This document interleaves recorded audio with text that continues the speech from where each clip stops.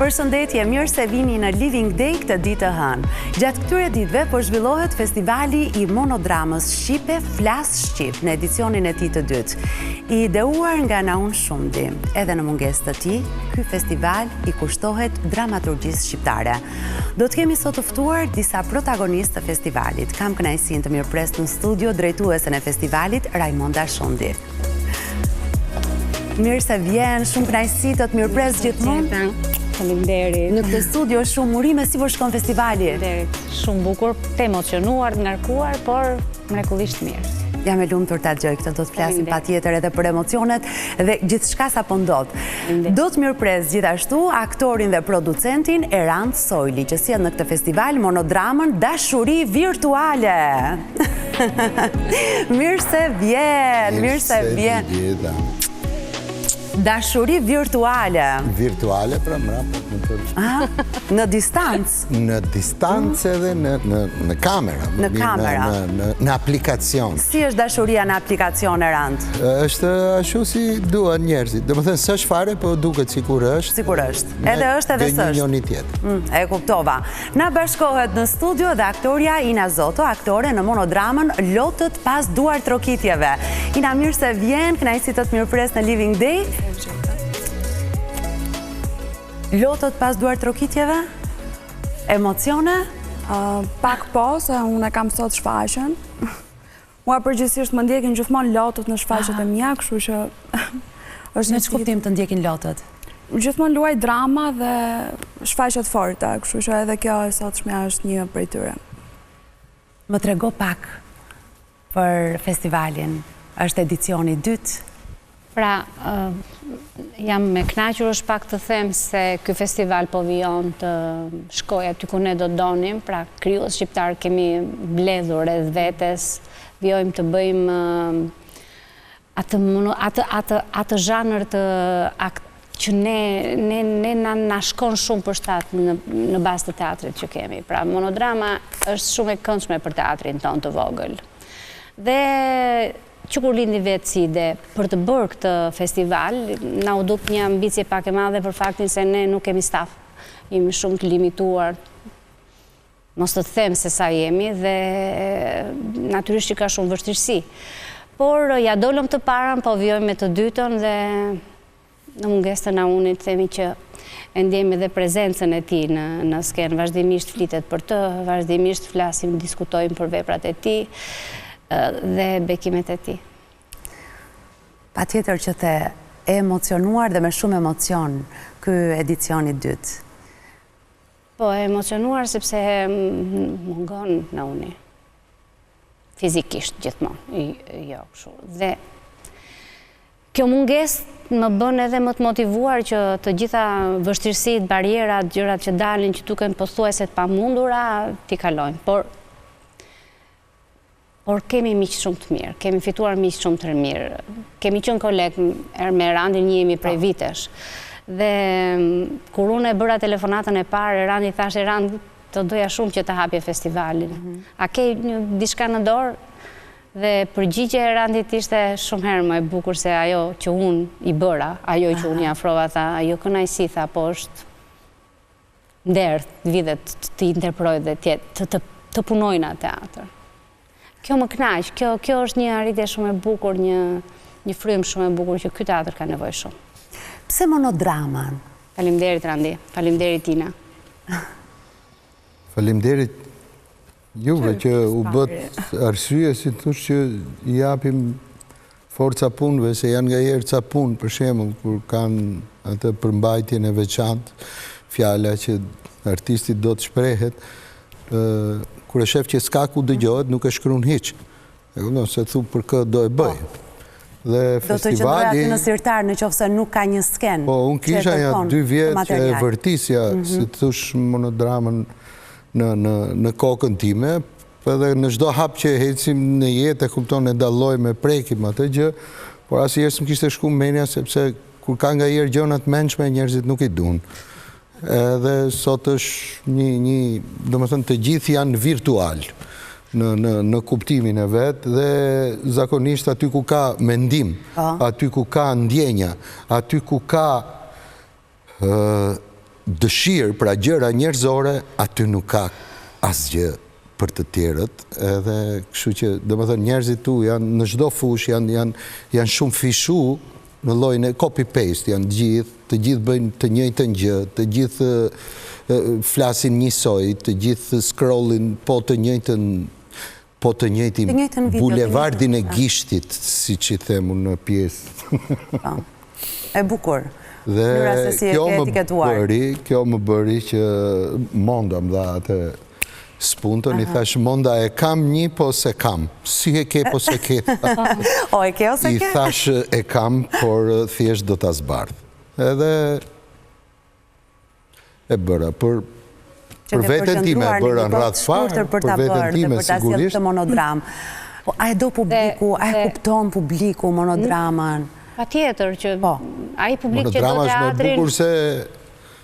Me bukur, me vështirë. Por është më e vështirë për aktorin edhe për tekst shkruesit, sepse një vepër dramaturgjike ka një cilësi duhet ketë zhvilluar shumë mirë dialogun dhe këtu varet pastaj, prandaj merret një çmim, jo çdo dramaturg është shumë i mirë flë mirë në monodram, por pra është një zhanër të cilën ka nevojë. Ne e kemi shumë, akomodohet shumë mirë në teatrin ton, dhe ajo e treta që është shumë e rëndësishme, të paktën për ne dhe për këndvështrimin ton të teatrit, është që ne duam shumë të përthithim autorin shqiptar dhe të evidentojmë aktorin e mirë. Monodrama ta jep të shansë, të mundësi. Pra, ne po përpiqemi të shtrojmë rrugët për perspektivën që aktor të mirë të cilët debutojnë sot të kenë të pikasen nga profesionistë vërtet, se monodrama është fush beteja ku ti zbulon shumë mirë, shumë qartë, aktorin e mirë dhe tekst dramaturgun e mirë. Dramaturgun e mirë. Pra, këto janë dy pista të cilët ne kemi shumë nevojë, si komunitet teatror dhe si teatr.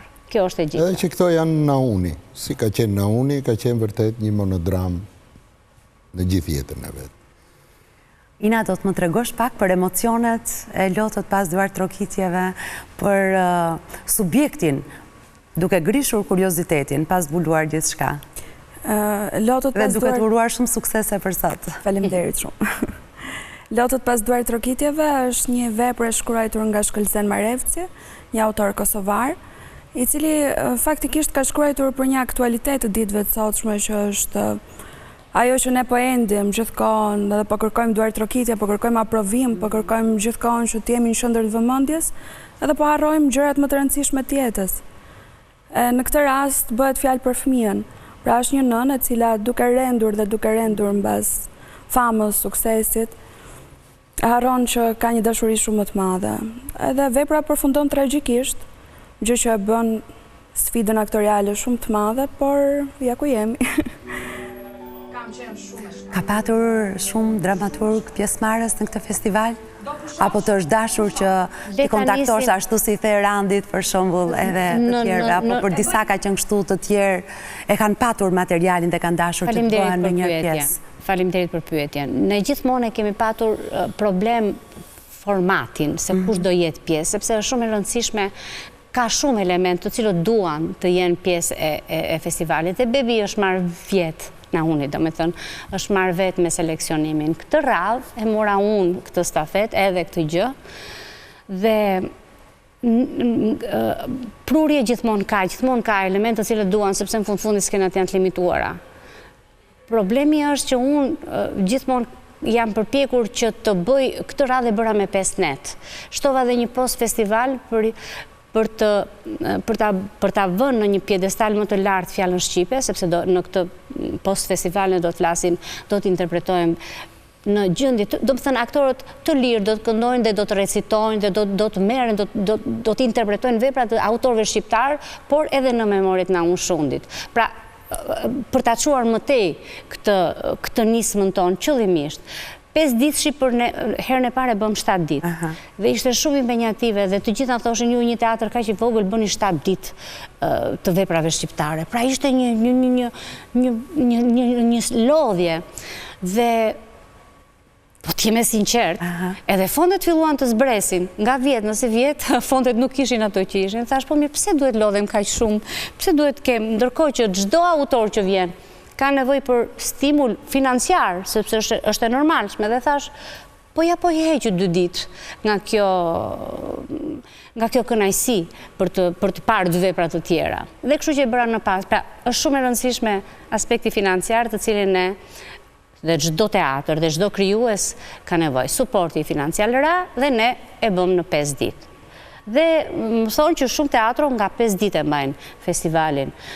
Pra, vepra ka shumë të mira, autor shumë të mirë. Unë kam një juri që e kam shumë mrekullueshme, që është Bujar Asjeri, Bujar Kapexhi dhe Raimonda Bulku, janë ato që vendosin se cilët janë veprat të cilat do të seleksionohen dhe janë të denja për këtë teatr dhe për këtë format.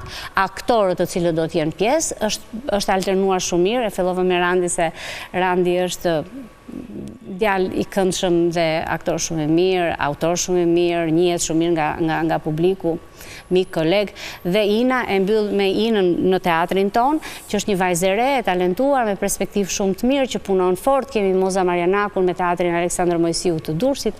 Pra, është dhe kjo një emër i fuqishëm, sepse është një teatr dhe Erandi vjen nga teatri diasporës, pra jo thjesht si Erand, por vjen nga një teatr i konsoliduar. Si një teatr binjak, si i Ioni.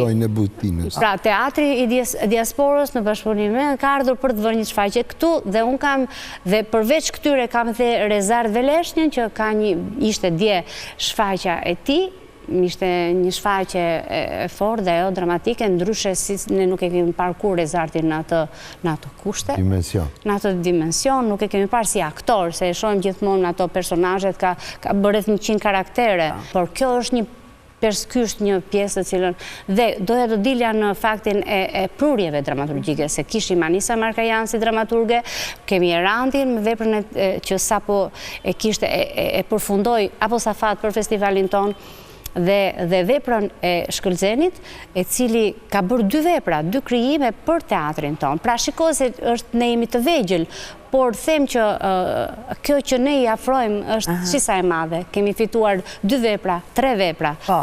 Dhe po shohim edhe interpret të tjerë, shohim një Rezard ndryshe, shohim Erandin, që e kemi parë gjithmonë dhe nuk zhgjehemi kur, shohim Inën, dhe së fundmi, që për ta lënë jo për nga rëndësia, Marita Aljarja me veprën e Naun Shundit, Qenin, një vepër të cilën e kam luajtur vetë në fakt, kur kemi hapur teatrin, pra vepra Qeni është interpretuar prej meje, kur ne bëm promovimin e teatrit, dhe tashmë po merr dimensionin e një Mariete, e cila ka vite që i ka munguar skenës tonë. Si e bindej që të rikthej sërish në skenë?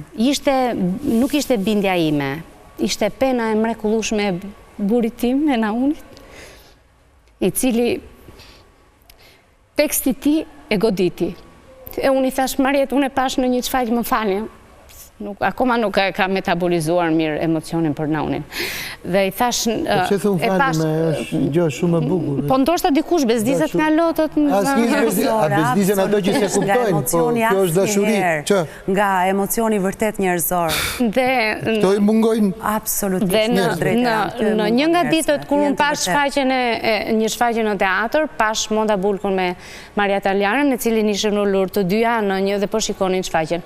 Dhe unë direkt merdhin mendje, thash, Maritën se kemi parë në teatr prej kaq vitesh.